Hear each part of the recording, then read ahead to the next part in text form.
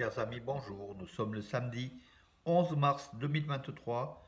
Il est 9h30. Quelques news de l'Arménie, de l'Artsakh et de la diaspora arménienne. Commençons par deux annonces. Donc dimanche 12 mars à 9h30 sur France 2, Chrétiens orientaux. Donc l'émission durant une demi-heure. 24 heures au Saint-Sépulcre, un documentaire inédit sur les Arméniens de Jérusalem, qui gardent aussi le Saint-Sépulcre. Un document, une émission Chrétiens orientaux à regarder absolument. Très très beau reportage. Voilà. Et puis demain aussi, ici localement, dimanche 12 mars, à Romans, l'église Saint-Nicolas, avec une messe qui sera effectuée par le père Houssik Sarkisian de la paroisse des Arméniens de Romans. On y sera. Voilà les deux annonces. Le gaz a été coupé une nouvelle fois en Artsakh. Bien sûr, l'Azerbaïdjan joue avec les 120 000 Arméniens de l'Artsakh. Coupe, arrête, reprend, recoupe. C'est peut-être la 10e ou la 11e fois que l'Azerbaïdjan a coupé le gaz qui alimente depuis l'Arménie par un gazoduc qui alimente l'Artsakh depuis l'Arménie.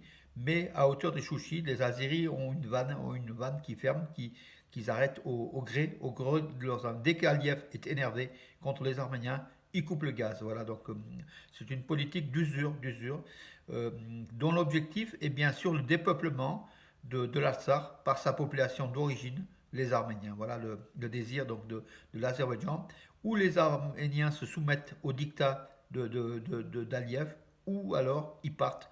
Ils sont usés, ils sont, comment dirais-je, fatigués, et c'est ce que veut aussi l'Azerbaïdjan, user les Arméniens de l'Artsakh pour vider, pour vider l'Artsakh et peuplé par une population azérie qui est envahie en fait. La population azérie est là depuis à peine 10 siècles. Ce sont des tribus turques qui ont formé donc avec la population locale albanaise un mélange qui fait qu'aujourd'hui l'Azerbaïdjan est un pays envahisseur de la région alors que les Arméniens sont un peuple autochtone, donc d'origine, dont la présence en Artsakh et en Arménie remonte à des milliers d'années, 5000, 8000, 12 000 ans même. Certains vont jusqu'à 12 000 ans. C'est beaucoup, mais c'est peut-être une réalité. Donc les généticiens sont en train de comparer. Et le type de l'arménoïde, en fait, au niveau de l'ADN des Arméniens, semblerait-il, sont les mêmes que les ossements trouvés il y a 12 000 ans dans la région à Chengavit, par exemple, pas loin d'Erevan, et puis dans d'autres régions, même en Artsakh. Voilà, mes amis. Violation du cessez-le-feu hier, à hauteur de Martakert par les Azéris, donc ça a duré une demi-heure. Les Arméniens ont sans doute répliqué, donc les tirs ont été cessés, donc ont cessé.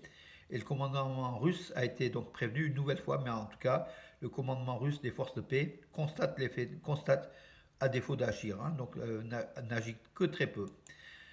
L'Arménie a soumis une proposition au secrétaire général adjoint de l'OTC pour renoncer à son quota. Donc voilà, l'Arménie qui désire peut-être tout doucement se désengager de l'OTSC, qui est une organisation censée protéger l'Arménie, mais qui ne fait absolument rien. Donc l'Arménie a fait le constat désabusé depuis l'envahissement de la partie orientale de la frontière souveraine de l'Arménie par les troupes azéries à partir de mai 2021.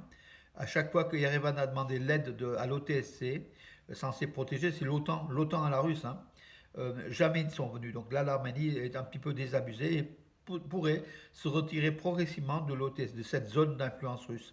Voilà.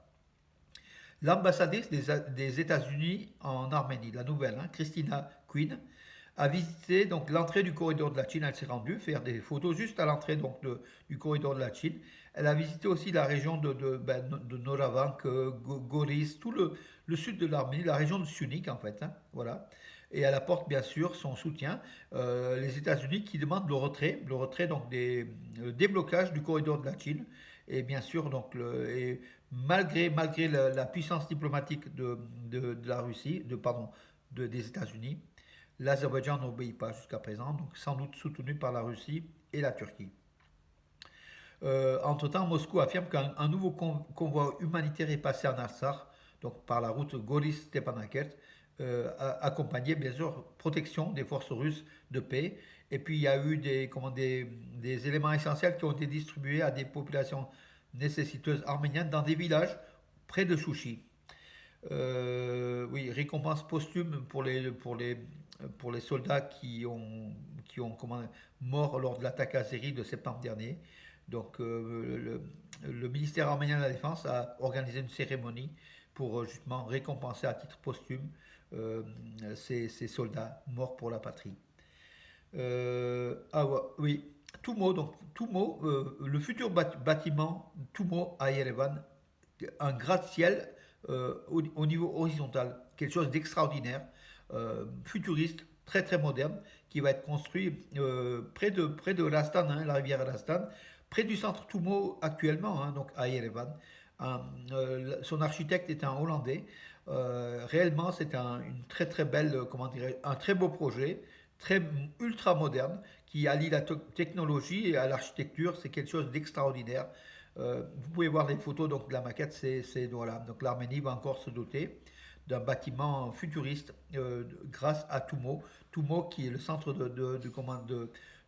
pas de communication, d'apprentissage de l'informatique, de tous les éléments de technologie de l'information, hein, donc voilà pour les jeunes, destinés aux jeunes, qui forment des milliers et des milliers de jeunes, tant en Arménie que dans le monde entier, puisque les Tumo se développent partout. C'est ce concept arménien qui est exporté partout dans le monde, à Paris, à Lyon également. Voilà, Tumo va faire un superbe bâtiment à côté de l'actuel à Yerevan, d'ici 2 ans, 3 ans. Oui, la Fédération de football d'Arménie donc, a désormais un sponsor important, le ID Bank, la banque en ligne en fait, hein, arménienne, qui va soutenir financièrement la Fédération d'Arménie de football pour avoir de nouveaux résultats.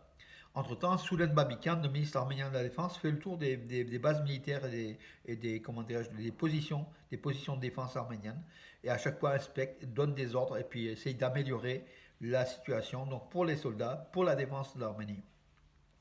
Le seul et dernier village arménien de Turquie, donc près de Moussaler, hein, Moussadag, face à la Méditerranée, hein, entre la Syrie et la Turquie, a été complètement détruit, donc ce village, après le tremblement de terre. C'est ce qu'affirme le chef du village, hein, qui a été interrogé par un journal turc, Posta.